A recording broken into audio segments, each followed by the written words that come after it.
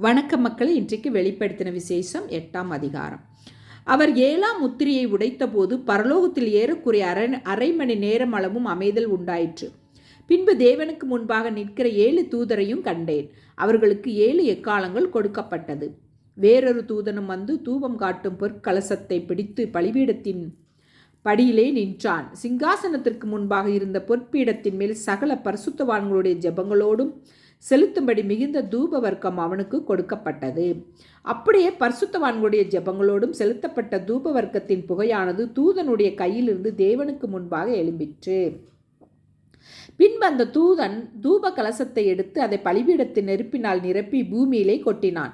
உடனே சத்தங்களும் இடி முழக்கங்களும் மின்னல்களும் பூமி அதிர்ச்சியும் உண்டாயின.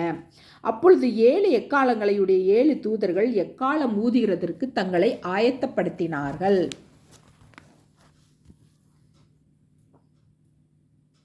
முதலாம் தூதன் எக்காலம் ஊதினான். அப்பொழுது இரத்தம் கலந்த கல்மழையும் அக்கினியும் உண்டாகி பூமியிலே கொட்டப்பட்டது.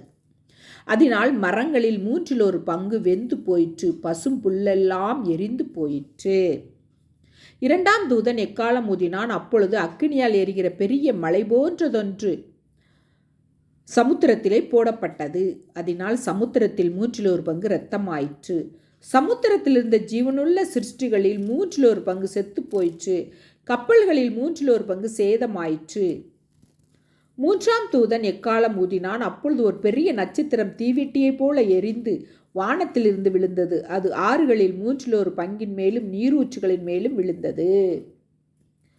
அந்த நட்சத்திரத்திற்கு 8 என்று பெயர்.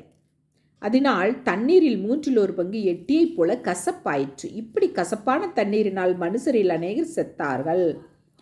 4ஆம் தூதன் எக்காலம் ஊதினான். அப்பொழுது சூரியனில் 1/3 பங்கும் சந்திரனில் 1/3 பங்கும் நட்சத்திரங்களில் 1/3 பங்கும் சேதப்பட்டது. அவற்றவற்றில் 1/3 பங்கு இருளடைந்தது. பகலிலும் 1/3 பங்கு பிரகாசம் இல்லாமல் போயிற்று. இரவிலும் அப்படியே ஆயிற்று. பின்பு ஒரு தூதன் வானத்தின் மத்தியிலே பறந்து வர கண்டேன். அவன் மகா சத்தமிட்டு, இனி எக்காலம் ஊதப்போகிற மற்ற 3 தூதருடைய எக்கால சத்தங்களினால் பூமியில் குடியிருக்கிறவர்களுக்கு ஐயோ ஐயோ ஆபத்து வரும் என்று சொல்ல கேட்டேன். மக்களே, இந்த வெளிப்படுத்தின விசேஷம் இந்த 8ஆம் அதிகாரத்தை வாசித்து பாருங்கள். இதில் 8ஆம் அதிகாரத்தில் மொத்தம் 13 வசனங்கள் இருக்குது. ஒவ்வொரு வசனமும் ரொம்ப நல்லா இருக்குது மக்களே. இதை வாசித்து பாருங்கள். ஓகேங்களா? ஓகே மக்களே, வீடியோ பிடிச்சிருந்தா லைக் பண்ணுங்கள், ஷேர் பண்ணுங்கள், சப்ஸ்கிரைப் பண்ணுங்கள். தேங்க்யூ.